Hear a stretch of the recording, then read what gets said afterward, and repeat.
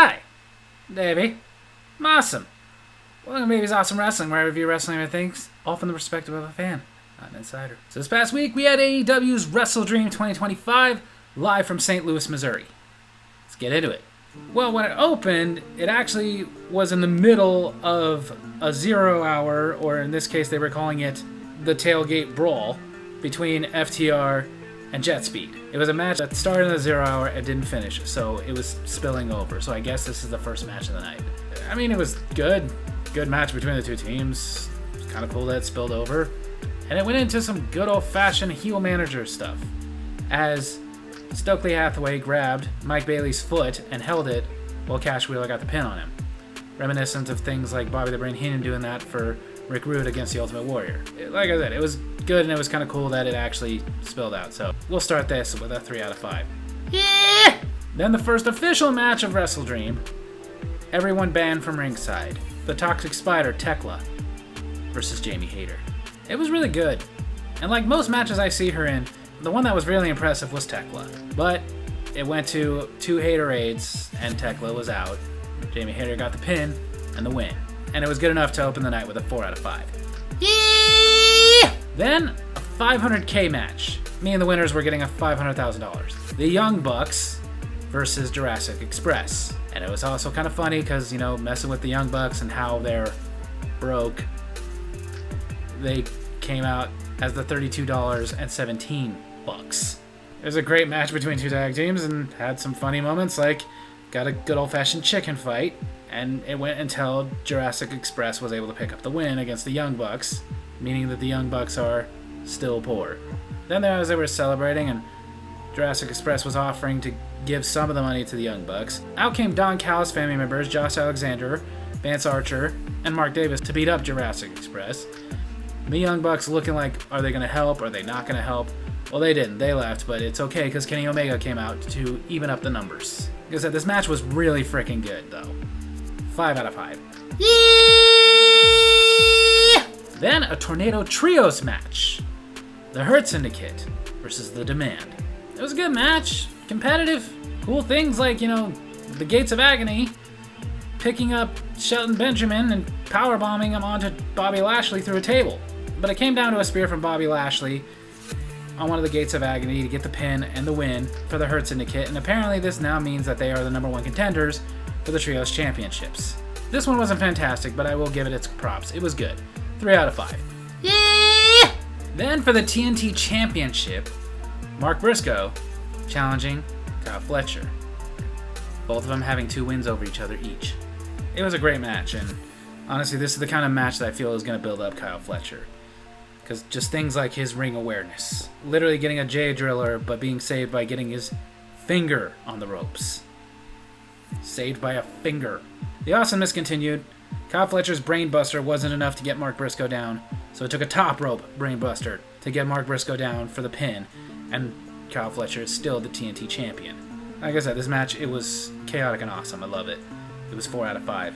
Yeah! Then for the Women's World Championship, Timeless Toni Storm versus champion Chris Statlander. Which is weird to say, because Toni Storm had a stranglehold on that title. But now she's got her rematch. And this rematch was awesome. Like, even the way it ended, it was just crazy and competitive until Chris Statlander got Saturday Night Fever on her. But that wasn't enough. Chris Statlander wanted to definitively beat her by making her submit. And it looked like she was going to pass out, but she didn't. She wouldn't pass out, she wouldn't tap out, to the point that Chris Statlander had no choice but to let her out, to hit her with another Saturday Night Fever, get the pin, the win, and Chris Statlander is still the AEW Women's World Champion. Like I said, it was freaking awesome. Another 4 out of 5.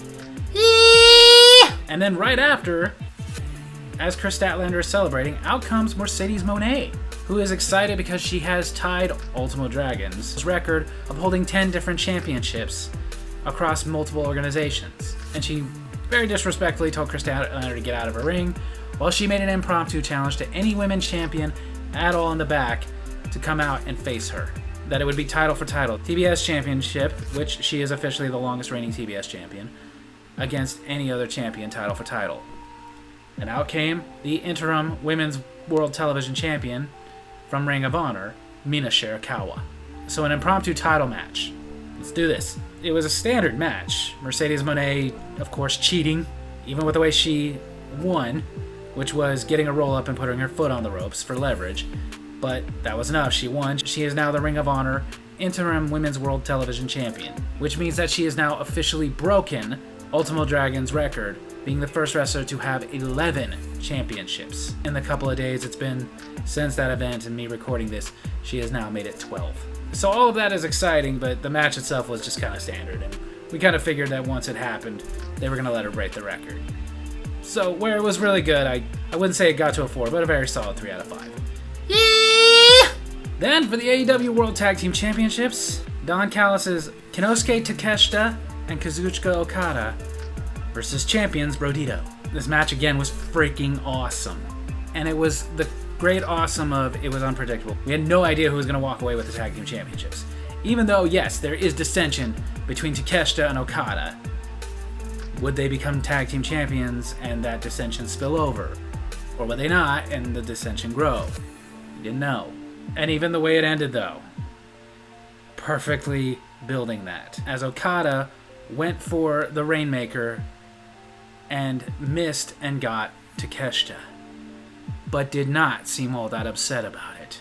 Because of this, Brodito was able to get him out of the ring and pick up the win over Takeshita, retaining their Tag Team Championships and making us more interested in what's going to happen between Takeshita and Okada. This match was so freaking awesome. I'd give it a 5 out of 5. Yeah! Then for the AEW Men's World Championship, Samoa Joe challenging Hangman Adam Page. It was really good, but the feeling overall was that they were just giving an opponent to Hangman Page. The build-up was okay, but it wasn't so great that it was like, oh, is he really in danger of losing his championship? It didn't feel that way. It felt like they were feeding him an opponent, and they went through that, and it took 3 consecutive buckshot lariats to get Samoa Joe down so that Hangman Page could get the win and retain his AEW World Championship. However, after the match, Samoa Joe is giving him respect, shaking his hand, giving him a hug, and he and his partners in the ops turn on Adam Page, beat him down, making to where this is building. We know Samoa Joe's going to get another championship, and now there is that intrigue of, will Samoa Joe win that championship? So with the story being built up, that took it up to another level, a 4 out of 5. Yeah! Then the main event, which I'm glad they left for the end because this was match of the night, an I Quit match between Jon Moxley and Darby Allin.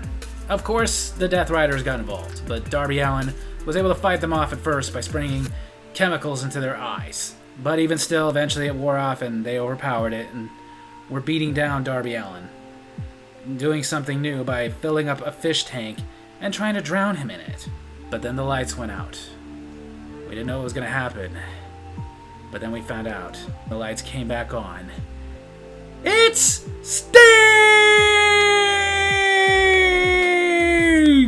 Who, of course, with his bat took out the Death Riders, destroyed the fish tank, making the ring really, really wet, and carried off Mina Shafir so that Darby Allin could be left alone with Jon Moxley and do what he set out to do, which was not only beat him up, but choke him with the AEW flag, and then put him in, of all things, a Scorpion Deathlock, getting Jon Moxley to say the words, I quit. This match was so intense, it was so great, we did not know which way it was going to go, and of course, it's always awesome when Sting makes an appearance. Even now, with his white hair and his big white beard, whatever, it was so freaking great. A 5 out of 5. So AEW WrestleDream 2025 was awesome. It was really, really good. There were 3 5s, 4 4s, and just a few 3s. I honestly have nothing to complain about. They set records by having Mercedes Moné break Ultimo Dragon's record. And to do that anywhere but a big event like this would have seemed like a waste. Almost every match seemed to be building to more. Like, I was a little disappointed in the World Championship match just because, again, the original feeling was, okay, this isn't going to lead anywhere, this is just feeding him an opponent. No, it wasn't. This was to build up a freaking story that's going to be awesome.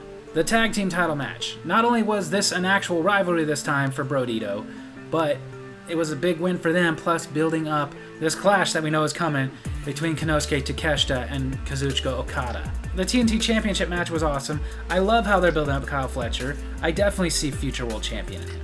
Even what they're doing with Jurassic Express and Kenny Omega, and even the Young Bucks in there, like the confliction you can see in them. And then we had the blow-off match at the end of the night. And I was a little surprised they let that be the main event, but kudos to them.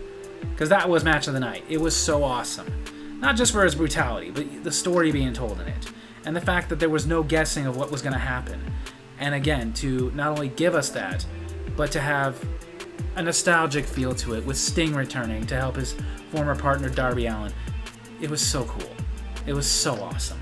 This night overall, even though every match wasn't perfect, there was no match that wasn't good. And it was just that kind of thing that gets you excited and pumped up, that you want to tune into the weekly shows again. You want to tune into the next big event, because you know things are going to just keep going, and it's great. And this is exactly, in my opinion, what events like this should be. No filler whatsoever. I would give it a 5 out of 5. Yeah! So there you have it. That's my wrestling review this week. Hope you guys enjoyed it. And if you did, make sure to hit like, hit subscribe, hit the little bell so you get notifications for when I post the videos. And leave a comment I can respond to in my next comment corner. Tell me what you thought of AEW WrestleDream 2025. Love you guys.